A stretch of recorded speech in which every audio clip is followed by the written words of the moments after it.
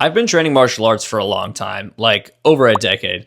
But in that decade training martial arts, I've never actually tried any official weapons training. Now, don't get me wrong, I messed around with weapons a lot in my life, whether that's making spears in the backyard or cutting water bottles with the flea market ninja sword, but that's about where my experience lies. So when my friend Trevor, who's a literal expert in Japanese swordsmanship, hit me up and challenged me to see how much I could really learn about Japanese swordsmanship in one day, I got a little nervous. But I've never been one to turn down a challenge or an opportunity to learn something new within the martial arts, so of course I accepted.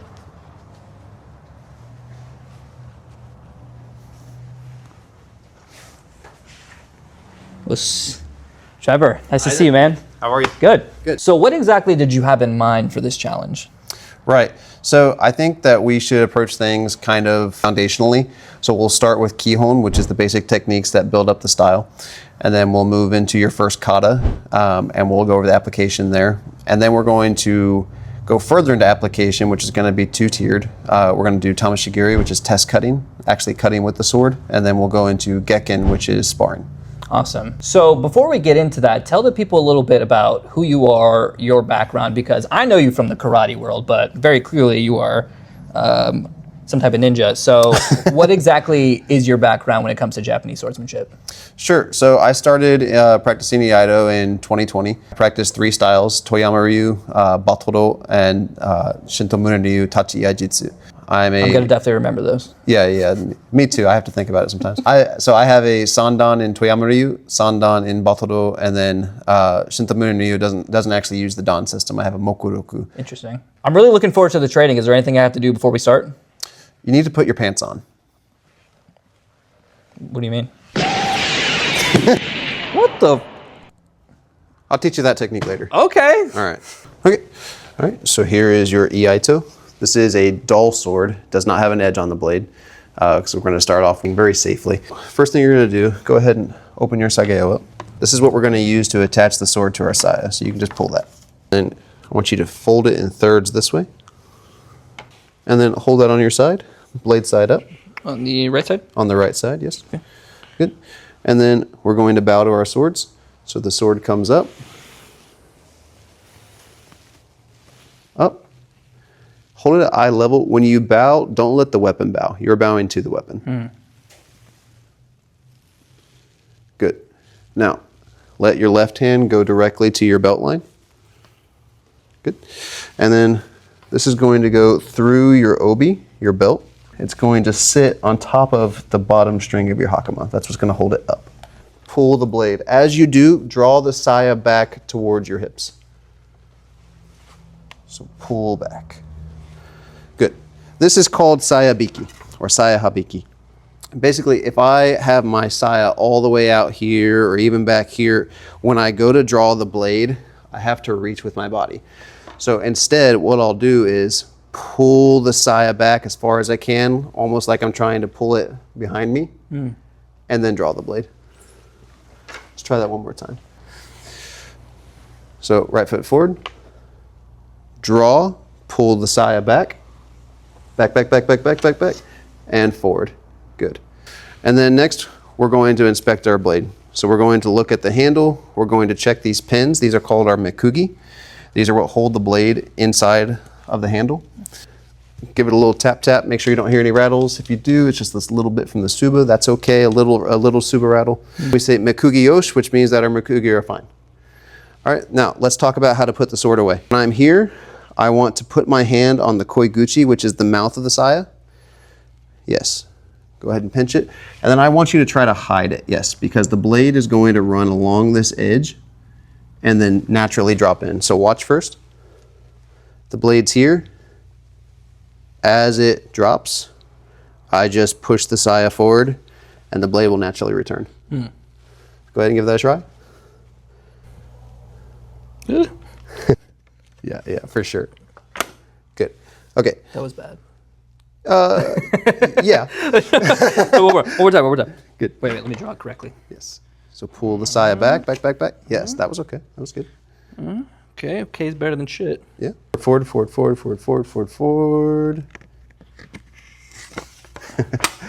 So ideally... That was bad. It's okay, you're learning. Ideally, we're not going to try to fish with our finger to keep it in. I'm here. I come up, I close the gap. You see how when I do that, it makes this ridge line with my hand? Mm-hmm. I let the sword ride in that. And then when I bring the blade forward, if you're a bad guy and you're right there, I'm in a position, I can hit you and I can draw again. Shit. Yeah. So I ride that ridge line and it naturally goes right back in. And then don't just, yes. Now that we've gone over how to draw and resheath the saya, or the sword from the saya, let's talk about how we hold the sword. So this is what's going to make your techniques work or not. As Americans, I think we all have this idea of like holding it like a baseball bat. Doesn't generally work that well. Yeah, so we'll hold it like this, just kidding. Let's go ahead and draw again. Draw. Make sure you pull, good. Yes, and now you don't want your hand right up against the top here. Leave enough room that you could set like an egg or a ping pong ball or something there. Good. And then this hand is going to be about this far apart where the tips of my thumb and pinky could touch. Yes. In kendo, it's very common for people to hold all the way down here. It's not really necessary. Be loose but in control. When I'm here and I come up, people become too loose very often and their hands want to do this, where they open up. And then what that causes is they swing, and then whatever hand is a little bit stronger causes the blade to turn that way. So if my left hand is strong, it makes me turn that way. If my right hand is strong, it makes me turn that way. And then when they go to cut a mat or hit a target, they're like, oh, why did I hit with the side of my blade? Why did I hit with the back of my blade? As we come up, we want our palms to stay in contact with the back of the handle. And then when we come down, cast out, and like you're wringing out a wet cloth. I have this image in mind like you're with both hands at the same time. This does a few things. So as I'm casting out, if I don't have good kime, the ability to stop my sword, I can boom, hit the tatami, boom, and give myself, my tabi, an extra toe or two. We don't want that. That ringing motion helps me stop my blade. It also aligns my blade because it's forcing my palms to stay on the back here. And is it a twisting out or a twisting in? It's a twisting in. So you're both more forward. Yes. Good. And now cast a little bit more. Right now you're leading with your elbows. I want you to lead with your hands. So don't come this way down. Come this way down. Almost try to arc it as much as I can. Yes, absolutely. Okay. Oh, and you heard it, right? The sound, just like when you throw a reverse punch in karate, you can hear whether the punch was executed correctly. When you throw your sword in that arc, if your alignment is good, you'll hear the tachikaze. Your energy starts here, and then as you go forward, it transfers into these. There's generally 8 different cutting angles, and then ski, which is a 9th strike. We cut jodan, we cut chudan, we cut geidan, and then we have keisagiri, which on your uniform, even in karate, this is your keisa. So you're cutting from your shoulder down to your hip. Kata to koshi. We already did this, so now we'll do this, keisa. So whatever leg is forward, we're going to cut from that shoulder so that we're not cutting towards our leg. Keisa, ich. Oh, you heard it. Ni. San. That was good. Have this idea. Everybody, when they first start out, now that they know that the sound tells them they're good, they start to try to use their wrist to make that happen. So they'll do stuff like this. They're swinging, and then they know it's supposed to be 45 degrees, so then they'll go like this. And that's actually counterproductive. So the whole time, even when I'm cutting at this angle, it's still just a straight cut. That. Interesting, okay. I'm not leaning like that. Yeah. But my arms. You're not putting like a into it, it's just. Yeah, the next cut is called gyaku keisa. This is keisa, going from shoulder to hip. Gyaku keisa is the opposite. So we'll start right leg forward. The left hand is going to make about a 90-degree angle, give or take. And your right hand stays on top. So start here, and then rotate over. And then you're going to swing from your hip up to your shoulder. Ah, you found it. Don't let your left hand stay behind. Let it come with your right hand. Good. Okay. So come with me for just a second so I can show you something. So go ahead and take your position with your sword down at your side. Good. Now, do you see? No, you were better before. Do you see how you see the side of your blade? Mm-hmm. Okay, get rid of it. Yes. And now when you cut, that profile on your blade should stay throughout the entire cut. You shouldn't start with the side of your blade showing, because then you get that. If I swing this way and my blade is pointing down, when I swing up, it would be that way, which is flat. It's no good. And if I try to compensate by turning my wrist at the last second, I get this scoop that goes that way. It's gonna get caught. So that was Gyaku Keisa on both sides. Now this one is objectively a more difficult cut. Okay, I'm up for the challenge. So the next one is Suihei. It's a horizontal cut. You're going to kind of the same position for your Gyaku Keisa. This arm's gonna be at a 45 degree, or rather a 90 degree. And you're going to sit here flat. Now I want you to notice something. I talked earlier about wringing this out. Everything is controlled here. If I want this to be flat and my wrists are not engaged in my cut, my blade starts to go down. If I want my cut to be flat, I have to engage. Okay. And I'm still not like tight here. I'm just active. And then as you swing, use your hips across, turn it over, let it be flat again. Don't let it dip down, and across. So this one's a double? Yep. Ah, no bat swings. Keep it flat. Easier said than done. That one is hard. This one is hard, but this one, for some reason, maybe it's just such. So I don't know. I see it right there. You have this. You want to go like this. You want to go flat, scoop, like that, and it's really just this: swing, turn. Okay.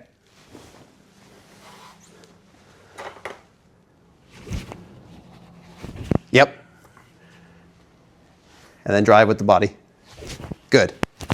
Good. Ooh. Yeah, I don't want to rain on your parade. That was really good. It sounded cool. It was really good right here, and then you lost your edge alignment. So Well, that's where the sound came from. So that's yeah. Good. Good. That was very good. Yes. Okay, good. That was 2 good reps in a row. All right, so that's kind of the rough down and dirty with the Kihon, the fundamentals. Next, we're going to move into your first kata. Pretty simple. It's only 10 or 15 seconds long, honestly.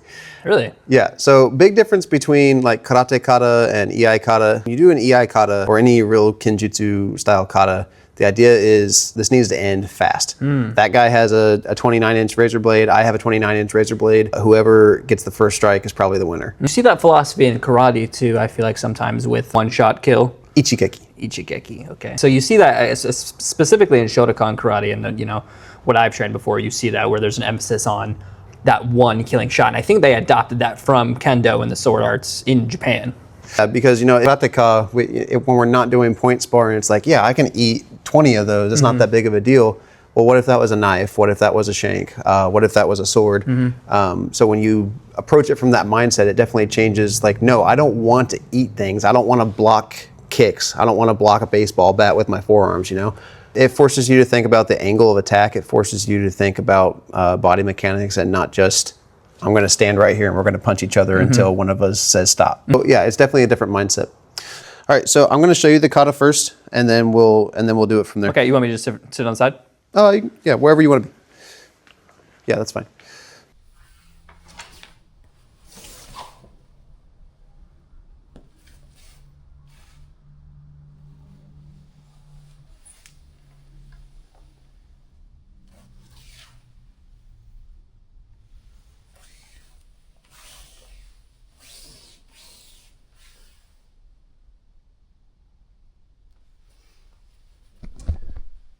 That's it? That's it.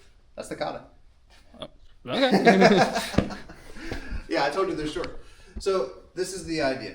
You come in to swing, and I meet you. So you don't want that to happen. So you back up. And I follow you. Ooh. That's the kata. Ooh. Okay. Nice and quick. So you're getting their hand and their head. Up, step, use a hand, I back up. Ooh, that is nasty. Now let's actually learn the kata. Okay. So why don't we do this side by side? Yep. So hands are on the obi.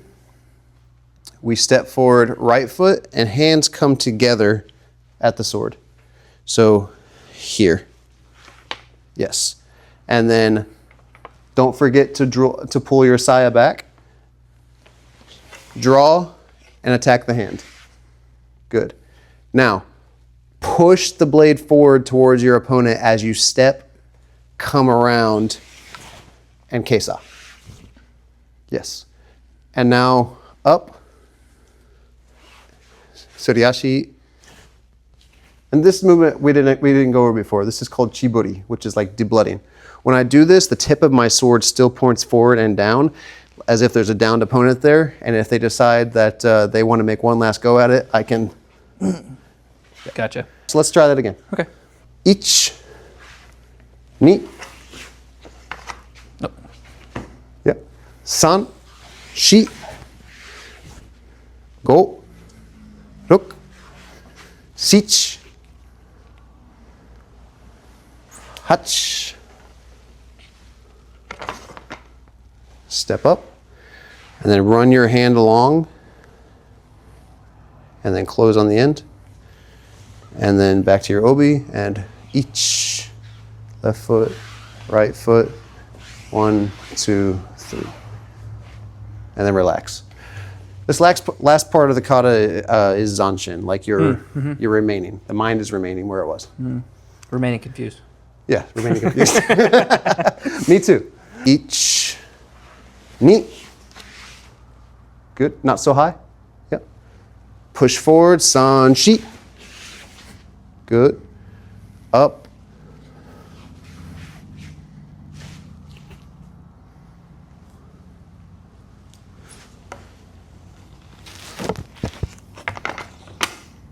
I'm supposed to clink it. It's good. And step back 3 times? Yep. So first.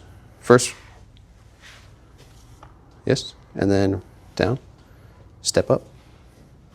And then left foot. Right foot. 1, 2, 3. So it's 1 step, slow step, 2 step, and then 1, 2. Yeah, it's like. So it's 5 steps total. I think that guy's done. I back away slowly. I look up to see if he has any buddies. And then I relax now that I know that danger's gone. Ich. Ni. Good. San, shi. Go. Ruk. Sich. Hach. Ku. Good. Step up. Ich. Ni.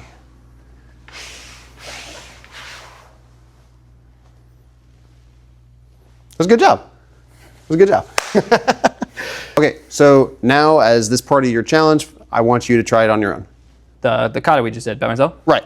All right. You know, I talked about how short it was, but let's see if I can do it.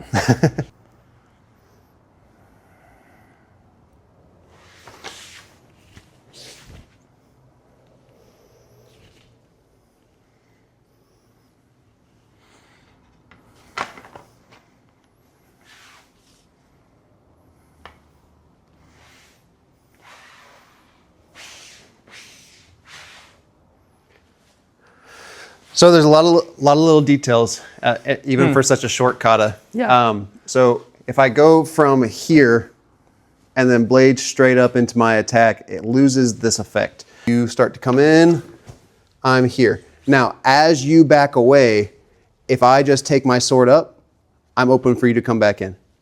So as you back away, I follow you, and then I come in. Ah.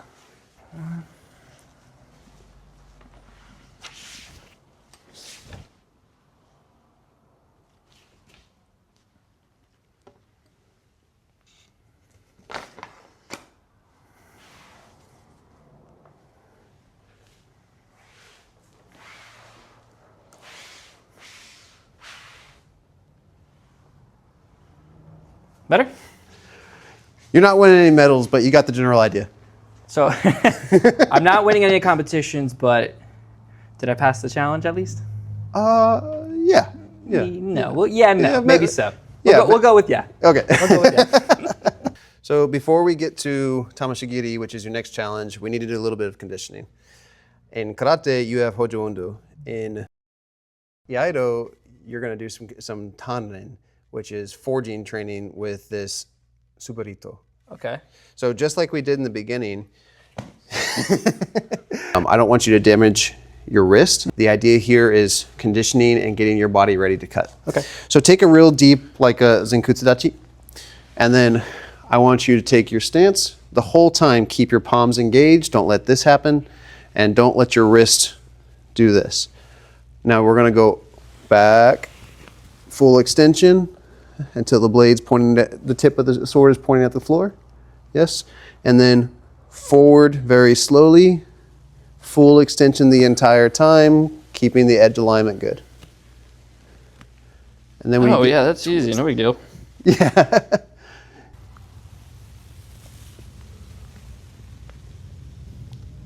All the way down to knee height. And one more.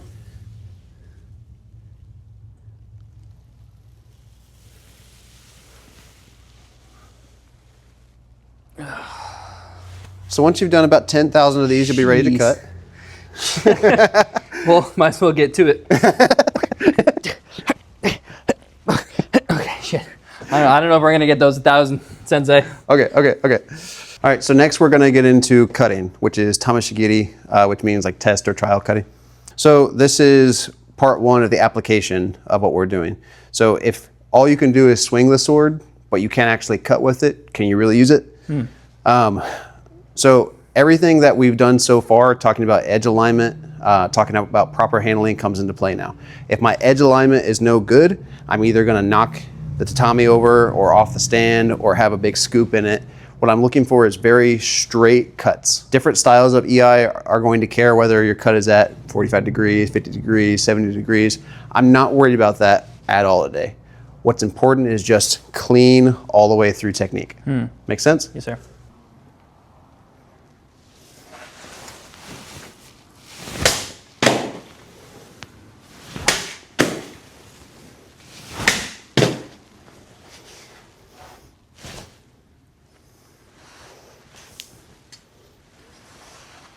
That was cool. 1, 2, don't rush. Careful pulling it out. That is a very sharp 29-inch razor blade. Beautiful. Should I do same direction? Yeah, relax for a second. So you see, this is generally flat. Do you see how it's warped towards me? So you did a generally good job. You pushed forward with one hand over the other, which caused this warp. But for your first cut, that's phenomenal. Thank you. Now, stay there. Do you see how you turned your wrist?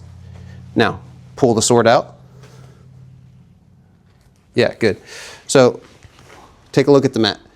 You came in at this angle, and then you turned your wrist, and then you had a scoop that looks like this. If the edge of the cut stays consistent with the circular trajectory of the swing, it's gonna go straight through. You had this happen. That little thing right there is all it took to mess up the cut. Okay. Okay, you hit above your last cut. You did the same thing. Come look. You went straight, cut came in straight, and then you turned your wrist towards the end. So you were able to muscle through the cut. But if this was a harder target, or if there was a dowel, if there was bone, if there was bamboo in here or something, that would have gotten stuck. So edge alignment matters significantly. Gotcha. Okay. Let's try that again.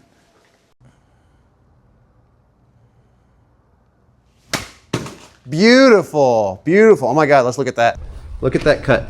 So the fact that this cut, even though it's such a steep angle, the cut is entirely flat. Not only that, let's see the sword. Show me the edge of the sword. Yeah, so there's no bohie on this sword, and he had tachikaze with this, which means his blade angle was impeccable. That's why he has such a beautiful cut right now.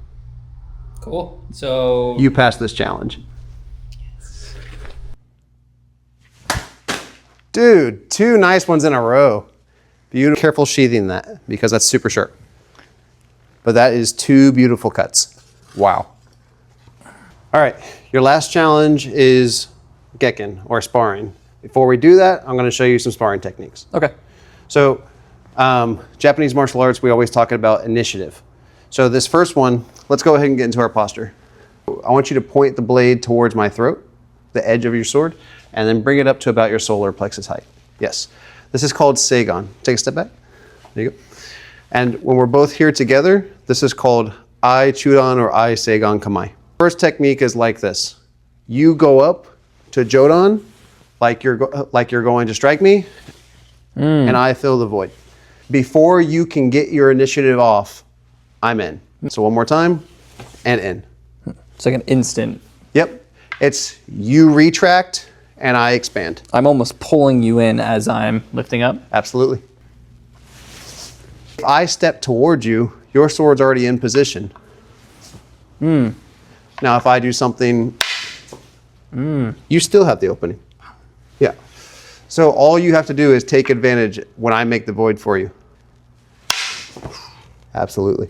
Now, if you're going to do something like that, follow through with it. Step offline, because it might take my brain a second to catch up to the fact that I just got my belly cut. Yeah. Beautiful. Now, we've gone from before the initiative to during the initiative. I'm doing my technique, and at the same time, you've gone in. So we just did sen no sen and sen sen no sen. So now let's do go no sen.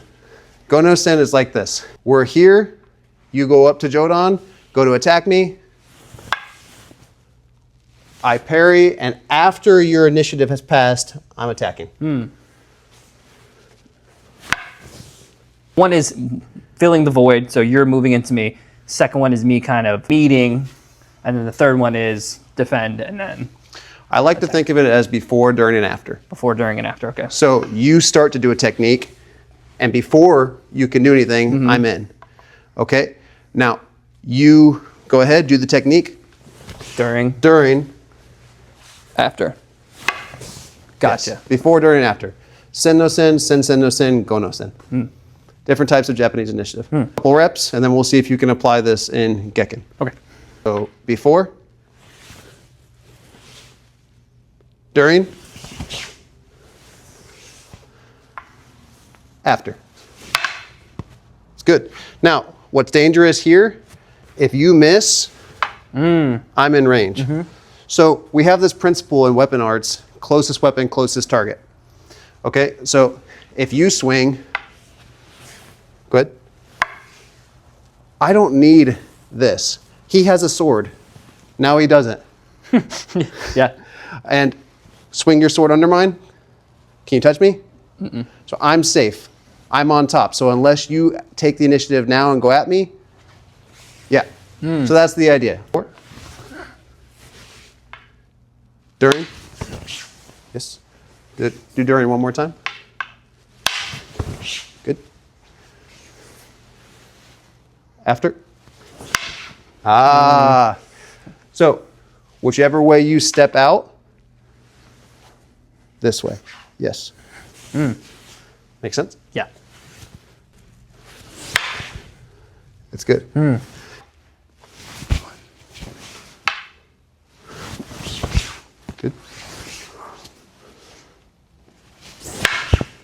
Excellent. Yeah. Let's see if you can put it into practice. Okay. Let's see. Explain to us the rule set of what we're going to be doing for sparring here, because I'm assuming we're not just going to be collaborating each other. I mean, we're going to collaborate each other with finesse. So basically, this is generally called a boffer. The red part is the blade. So if you hit with the back, it doesn't count. If we hit each other at the same time, that's ayuch. That's no point. The goal is not to hit each other at the same time 1,000 times until one of us gets too tired, and that's not the goal. It is to finish it as quickly as possible. A strike to the body with the red or with the tip is it. So we can go to 1 point or we can go to 3. Well, I'm gonna need as many chances as I can get, so let's do 3. All right, you got it.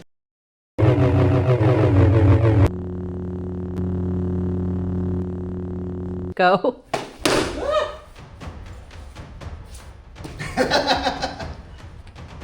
Go. So that's Ayush. You hit my face. Where did I get you? Yeah, no. Okay, I thought so. I couldn't tell. So that's Ayush. So nobody gets a point. Go. What is that? That's at least 3. That's at least 2. No, you got 2. You got 2. Go.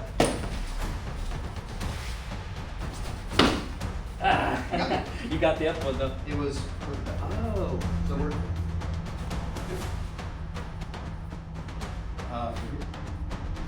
Go.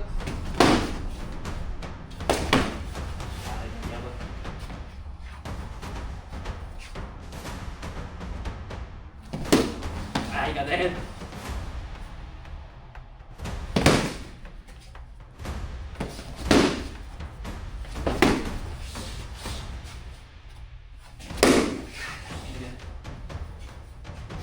You don't think it's crazy. You don't really think about the hand shots as much, right? Because like when you're sword fighting, no one's hitting the hands in the movies, but he's been hitting my hand over and over again. Like that's seems a little OP to me. Go. Good job. Hand shot. Learning from the best. Go.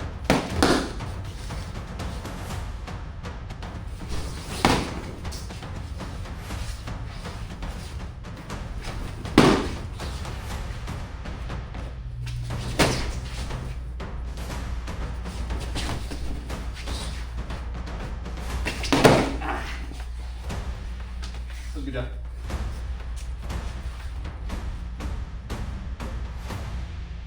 Go.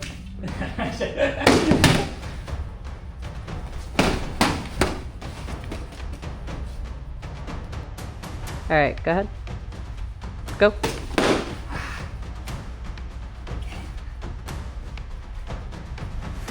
Go.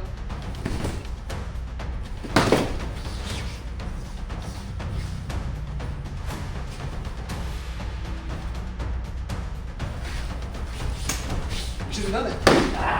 You should have done it. You would have had my elbow.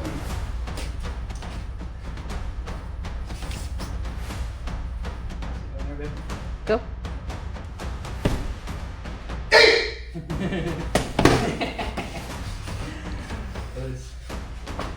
That's fun. You definitely beat me in that sparring match. Did I pass? I mean, I got 1 or 2 points. Yeah, the fact that you got 1 or 2 points your first time doing it is pretty good. Footwork from karate translates really well into this.